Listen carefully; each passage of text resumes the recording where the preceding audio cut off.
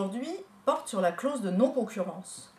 La clause de non-concurrence est une clause qui est insérée dans un contrat de travail qui vise à limiter la liberté d'un salarié sortant de votre entreprise, que ce soit par démission, par licenciement, par sa prise de retraite ou par rupture conventionnelle, d'exercer des fonctions similaires chez un concurrent ou à son propre compte. La validité des clauses de non-concurrence est conditionnée à un certain nombre de critères qui sont validés par les juges.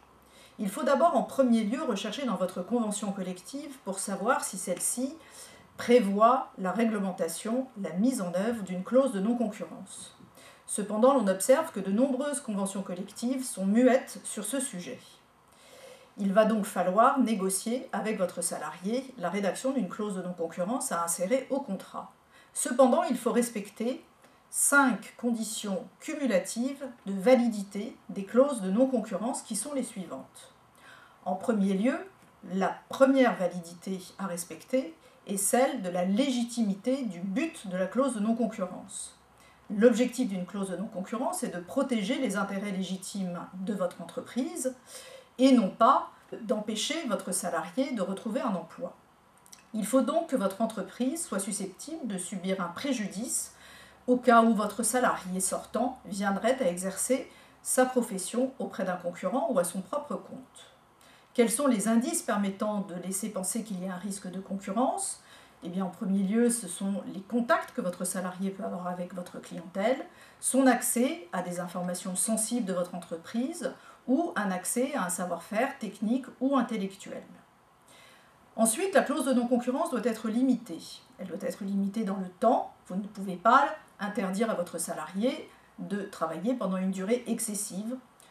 Disons qu'une clause de non-concurrence d'une durée d'1 an renouvelable est parfaitement acceptable. Ensuite, votre clause de non-concurrence doit être limitée dans l'espace. On doit limiter une zone géographique qui doit correspondre à la zone d'intervention de votre société et de votre salarié.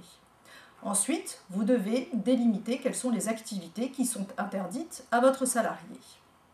Enfin, votre clause de non-concurrence doit prévoir une contrepartie financière que vous devrez verser à votre salarié dès lors que vous mettrez en œuvre cette clause de non-concurrence.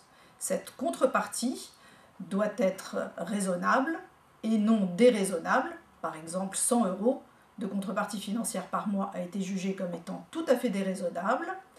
Et vous ne pouvez pas exclure cette contrepartie financière en cas de licenciement pour faute grave ou en cas de démission. La clause de non-concurrence s'applique dès lors que le contrat de travail prend fin. Toutefois, vous pouvez y renoncer sous certaines conditions. Vous pouvez lever la clause de non-concurrence vis-à-vis de votre salarié dès lors que les conditions de renonciation sont prévues soit au contrat de travail, soit à la convention collective.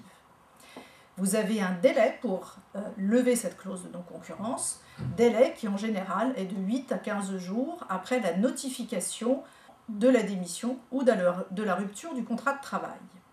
Il faut faire attention, si vous ne respectez pas ce délai, vous serez contraint de verser la contrepartie financière. Enfin, j'attire votre attention sur le fait que si votre clause de non-concurrence ne comporte pas de contrepartie financière, votre clause est entachée de nullité. Seul votre salarié pourra se prévaloir de cette nullité et solliciter un dédommagement.